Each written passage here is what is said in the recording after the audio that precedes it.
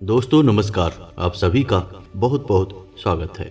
तुला राशि वाले मेरे मित्रों, हम जानते हैं कि सावन के इस पवित्र महीने में आप सभी भगवान भोलेनाथ की सच्चे मन से पूजा आराधना कर रहे हैं, उनकी सेवा कर रहे हैं और आप उन्हें प्रसन्न करना चाहते हैं।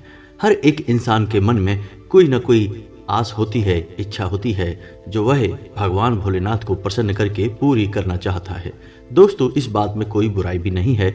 मानव होने के नाते हम अपने जीवन को सुखी और संपन्न बनाना चाहते हैं।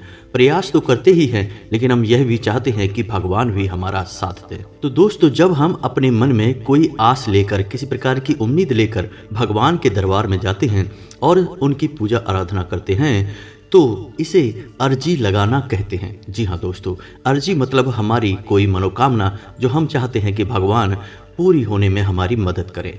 तो आप लगातार मंदिर जा रहे हैं, पूजा आराधना कर रहे हैं।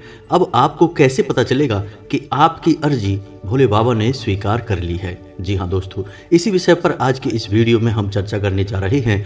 हम आपको 5 ऐसे शास्त्रों में बताए हुए शक्तिशाली संकेत बताएंगे जिनसे आपको तुरंत यह पता चल जाएगा कि आपकी अर्जी भगवान भोलेनाथ ने स्वीकार कर ली है।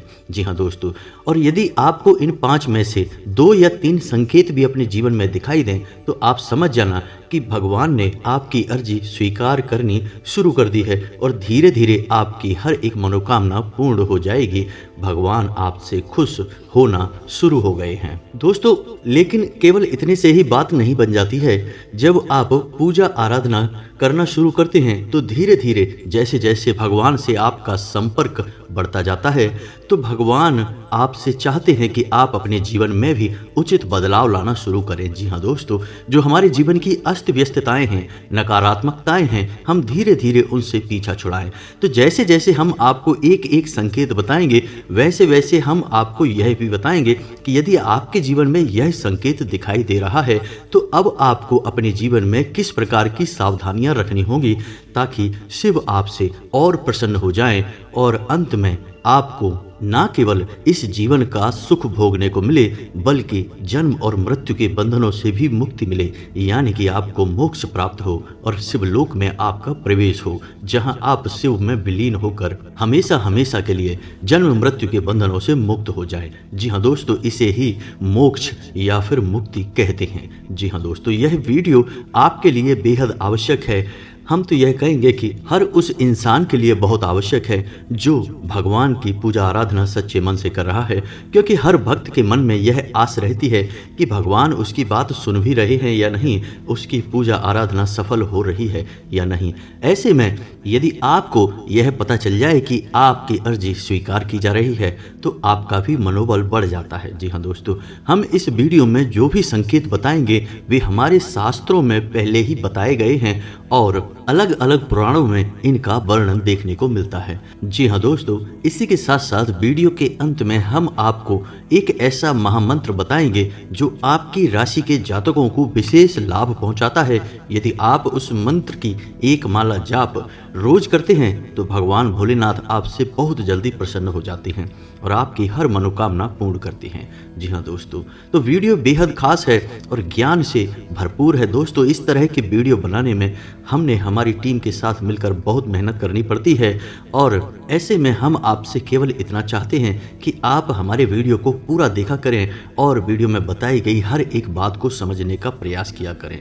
जी हाँ दोस्तों, यदि हम अपने प्रयासों से आपके जीवन में 1% भी बदलाव लाने में कामयाब हो पाते हैं तो हम समझ जाएंगे कि हमारी मेहनत सफल हो गई दोस्तों और हमारा पुण्य का घड़ा भी भर गया है। जी हाँ दोस्तों, तो चलिए दोस्तों वीडियो की शुरुआत करें, लेकिन इससे पहले कमेंट में पूरे भक्ति भाव के साथ जय माँ भद्रकाली लिखना ना भूलें। माता का सीधा आशीर्वाद आपको प्राप्त होगा, माता आपका उद्धार करेगी। दोस्तों, इस धरती पर मौजूद हर एक जीव जंतु, ना केवल इंसान बल्कि हर एक जीव जंतु को माता के आशीर्वाद की आवश्यकता रहती है, क्योंकि माता स्वयं शक्ति हैं और शक्ति के बिना इस ब्रह्मांड में कोई भी क्रिया प्रक्रिया संभव नहीं है। दोस्तों, शक्ति के बिना तो तो स्वयं शिव भी सबके समान ही हैं, और जब शक्ति रुद्र हो जाती हैं यानी कुपित हो जाती हैं तो भगवान भोलेनाथ भी उनके चरणों के नीचे आ जाते हैं।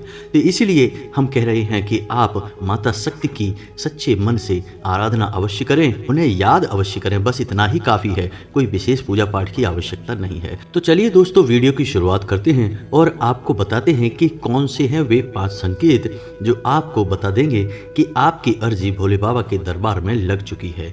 तो सबसे पहला संकेत दोस्तों, याद रखिए कि जब भी कोई पराभौतिक शक्ति इंसान से संपर्क करना चाहती है तो इसका सबसे सीधा और सरल रास्ता उसके स्वप्न होते हैं। जी हाँ दोस्तों, जब आप सोएंगे तो आपको भगवान भोलेनाथ से जुड़े हुए स्वप्न आएंगे। अब स्वप्न कई प्रकार के हो सकते हैं दोस्तों, या तो आपको सीधे सीधे भगवान भोलेनाथ के दर्शन भी हो सकते हैं, किसी न किसी रूप में दर्शन होंगे दोस्तों, साक्षात दर्शन हो सकते हैं मानव स्वरूप में, या फिर शिवलिंग स्वरूप में भी दर्शन हो सकते हैं, या फिर ऐसा हो सकता है कि आपको भगवान के मंदिर का दर्शन हो, शिखर दिखाई दे जो कि बहुत ही उत्तम होता है, या फिर आपको त्रिशूल या नंदी बाबा या फिर सांप के दर्शन भी हो सकते हैं। ये सारे संकेत शिव से जुड़े हुए हैं और आपकी पूजा आराधना के सफल होने के प्रमाण हैं।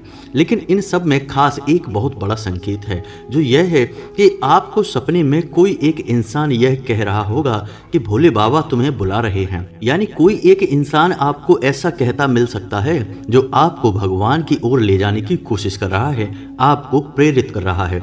जी हाँ दोस्तों, कई लोगों ने इस प्रकार भी बताया है कि उन्हें ऐसे संकेत आते हैं कि सपने में उनसे कोई यह कह रहा है कि चलो भगवान के दरबार में चलते हैं, भोले बाबा तुम्हें बुला रहे हैं। दोस्तों, यदि यह संकेत आता है तो आप समझ जाइए कि भोले बाबा स्वयं आपको बुला रहे हैं अपनी ओर और वे चाहते हैं कि आप उनकी पूजा आराधना करें। जी हाँ दोस्तों, आपको सुनकर आश्चर्य हो रहा होगा कि ऐसा कैसे हो सकता है, कभी भगवान भी किसी भक्त से कहते हैं कि तुम पूजा आराधना करो। जी हाँ दोस्तों, ऐसा संभव है। कभी कभी ऐसा होता है कि इंसान अपने पिछले कई जन्मों में लगातार अपनी किसी आराध्य की पूजा आराधना करता चला आ रहा है, लेकिन इस जन्म में वह दुनिया की भागदौड़ में चमक दमक में इतना खो गया है कि अब उसे याद ही नहीं है कि वह असल में कौन है, यानी उसकी जीवात्मा कौन है, और वह संसार में खो गया है। तो ऐसे में भगवान किसी न किसी माध्यम से, स्वप्न के माध्यम से ही उसे बुलाने की कोशिश करते हैं। जी हाँ दोस्तों, आपने सुना ही होगा, चलो बुलावा आया है, माता ने बुलाया है। तो यह इसीलिए कहा जाता है दोस्तों कि भगवान भी कभी कभी भक्त को खुद ही बुलाने लगते हैं, क्योंकि वे आपको एहसास कराना चाहते हैं कि तुम्हारी भक्ति अभी अधूरी है, तुमने पिछले कई जन्मों से भगवान की भक्ति की है लेकिन इस जन्म में तुमने अभी शुरुआत भी नहीं कर पाई है। तो अब स्वप्न के माध्यम से वे आपको बुलाने की कोशिश करेंगे। यह बहुत ही बड़ा संकेत है और यह आपके पिछले कई जन्मों की कठोर साधना को दर्शाता है। जी हाँ दोस्तों, हमारे पुराणों में भी इसका स्पष्ट वर्णन मिलता है कि कई बार भगवान ने अपने भक्तों को स्वप्न के माध्यम से बुलाया है। जी हाँ दोस्तों, अब आप हमें कमेंट करके बताना कि क्या आपको ऐसा कोई संकेत दिखाई दिया कभी। यदि ऐसा संकेत दिखाई दिया है तो दोस्तों ऐसे में आपको अब विशेष कदम उठाने होंगे। भगवान आपको याद कर रहे हैं दोस्तों, यह कोई छोटी बात नहीं है। तो आपको विशेष पूजा आराधनाएं करनी होंगी, जीवन में कुछ बड़े बदलाव करने होंगे। हम आपको कमेंट के माध्यम से सब कुछ बता देंगे। यदि आप हमें कमेंट करके बताएंगे तो हम आपका मार्गदर्शन भी कर देंगे। जी हाँ दोस्तों, तो चलिए शुरुआत करते हैं, दूसरे संकेत की ओर चलते हैं। तो दूसरा संकेत रहेगा दोस्तों कि आपके जीवन की बाधाएं यानी आपके मार्ग की रुकावटें अपने आप हटने लगेंगी। जी हाँ दोस्तों, कई बार आपको ऐसा लगेगा कि आपके जीवन में केवल अंधकार ही अंधकार है। दोस्तों, अक्सर लोग भगवान के दरबार में जाते ही तब हैं जब उनके जीवन में सिर्फ अंधकार बचता है, यानी उन्हें कोई रास्ता दिखाई नहीं दे रहा है। ऐसे में जब आपकी भक्ति सफल होने लगती है तो फिर आपके मार्ग की बाधाएं अपने आप स्वतः ही हटने लगती हैं। जो बात आपकी कहीं अटकी पड़ी थी वह बन जाएगी, कोई विवादित स्थिति कहीं पर थी तो वह भी सुलझ जाएगी। यदि आपके जीवन में किसी प्रकार की परेशानी चल रही थी, कोई आपको कष्ट था, तो वह भी धीरे धीरे समाप्त होने लगता है। जी हाँ दोस्तों, कभी कभी तो ऐसा भी देखा गया है कि कोई एक विशेष इंसान अचानक आपके जीवन में आ जाएगा और आपका हाथ पकड़कर वह आपको आपके जीवन की समस्याओं से बाहर निकाल कर ले जाएगा और फिर वह गायब हो जाएगा। आपको दोबारा उसका संपर्क देखने को नहीं मिलेगा। कई लोगों ने इस बात के प्रमाण भी दिए हैं कि उनके साथ जीवन में ऐसा हुआ है। तो ऐसे ऐसे में आप स्वयं समझिए दोस्तों कि भगवान ने अपना दूत आपको बचाने के लिए भेजा है, आपको समस्याओं से मुक्त करवाने के लिए भेजा है। याद रखिए दोस्तों कि भगवान कभी साक्षात प्रकट नहीं होते हैं, लेकिन अप्रत्यक्ष रूप से वे अपने भक्त की सहायता करने के लिए जरूर प्रकट हो जाते हैं। तो ऐसा भी कभी कभी हो जाता है। आप हमें बताना कमेंट करके कि आपके साथ क्या कभी ऐसा हुआ है कि किसी इंसान ने अचानक आपके सामने आकर आपकी मदद कर दी हो और फिर वह दोबारा आपको कभी देखने को नहीं मिला हो। जी हाँ दोस्तों, हम आपको बता दें कि ये कोई साधारण संकेत नहीं है दोस्तों, ये संकेत केवल उस ही इंसान के जीवन में घटित होते हैं जो सच्चे मन से भगवान भोलेनाथ की पूजा आराधना करता है। और एक सबसे बड़ी बात और बता दें दोस्तों कि भगवान को, खास तौर से भोलेनाथ को, ऐसे भक्त बहुत पसंद होते हैं जो अपने जीवन में सत्य के व्रत का पालन करते हैं। जी हाँ दोस्तों, आपने सुना ही होगा सत्यम शिवम सुंदरम, यानी कि जो सत्य है वही शिव है और वही सुंदर है। इसलिए दोस्तों, यदि आप अपने जीवन में किसी भी प्रकार का झूठ या फिर किसी भी प्रकार का फरेब करते हैं, जी हाँ दोस्तों, मानव होने के नाते कभी कभी हम दुर्गुणों से भी घिर जाते हैं। तो यदि आपके जीवन में कोई इस प्रकार की बाधाएं हैं तो आपको शिव कृपा कभी प्राप्त नहीं हो सकती है। तो पहले आपको इन नकारात्मकताओं से मुक्ति प्राप्त करनी होगी, फिर आपको शिव कृपा प्राप्त होगी। तो अब ध्यान से सुनिए चौथा संकेत, यह बहुत ही महत्वपूर्ण है दोस्तों, और यह बहुत ही विशेष भक्तों के जीवन में घटित होता है।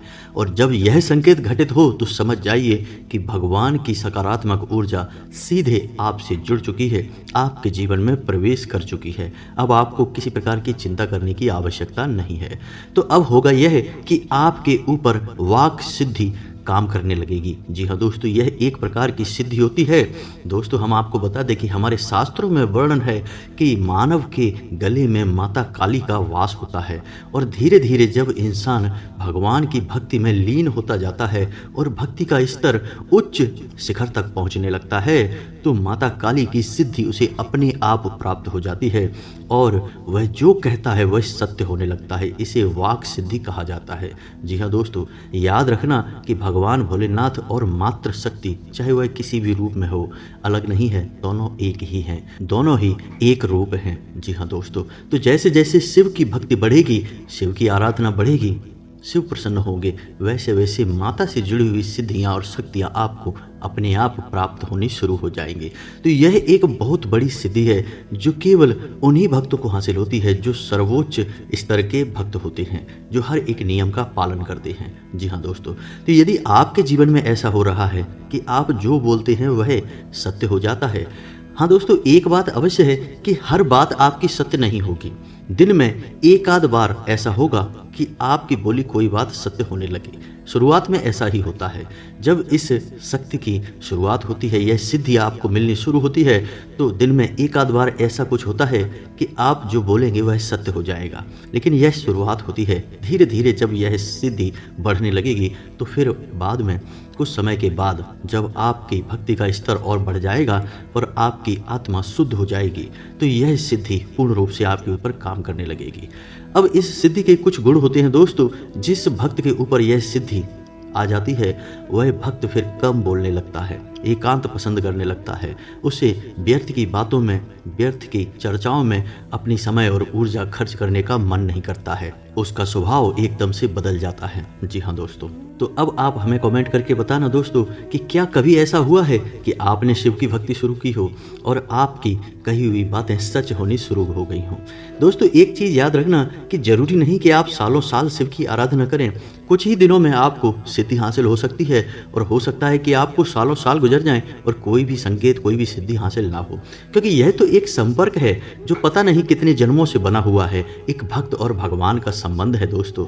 आपको इस जन्म में कुछ ही प्रयासों से बड़ी सफलता भी हासिल हो सकती है, क्योंकि आपने पिछले कई जन्मों में शिव की घोर आराधनाएं की हैं इस वजह से। और हो सकता है कि इस जन्म में आप कठोर तप करें, तब अगले किसी जन्म में आपको सिद्धि और सफलता हासिल हो। तो दोस्तों, इसमें कोई बड़ी बात नहीं है कि 2-4 दिन में ही या थोड़े बहुत प्रयास में ही भोले बाबा आपसे खुश हो जाएं, और हो सकता है कि जीवन भर खुश ना हो, जीवन भर कोई संकेत ना मिले। हाँ, ऐसा जरूर होगा कि आप जब शिव की भक्ति करेंगे तो आपका जीवन जरूर सुंदर और सरल हो जाएगा, लेकिन बड़े संकेत आपको देखने को शायद ना मिले। तो आप कमेंट करके हमें बताना कि आपको कौन से संकेत इनमें से देखने के लिए अपने जीवन में मिल रहे हैं। जी हाँ दोस्तों, तो यह तो था चौथा संकेत जो वाक सिद्धि की ओर इशारा करता है। अब बात करते हैं पांचवें संकेत की, और यह बहुत ही शक्तिशाली है दोस्तों, और यह एक स्पष्ट प्रमाण है कि अब आप शिवमय हो चुके हैं, यानी शिव ने आपको स्वीकार कर लिया है। जी हाँ दोस्तों, आप खुद ही विचार करके देखिए कि शिव का असल स्वरूप क्या है। शिव का असल स्वरूप एक वैरागी का स्वरूप है, यानी उन्हें किसी भी चीज का लालच नहीं है। काम क्रोध मोह जैसे बंधन उन्हें छू भी नहीं पाते हैं। तो जब कोई भक्त भगवान की आराधना करता है तो उसका स्वरूप भी अपने आराधक जैसा, अपने भगवान जैसा होने लगता है। जी हाँ दोस्तों, तो जब शिव आपको स्वीकार करते हैं, यानी आप शिवमय होने लगते हैं, तो फिर आपकी विचारधारा भी बदलने लगती है। जी हाँ दोस्तों, तो इसका पहला संकेत यह रहेगा कि अब आपको जीवन के उतार चढ़ाव से डर लगना बंद हो जाएगा।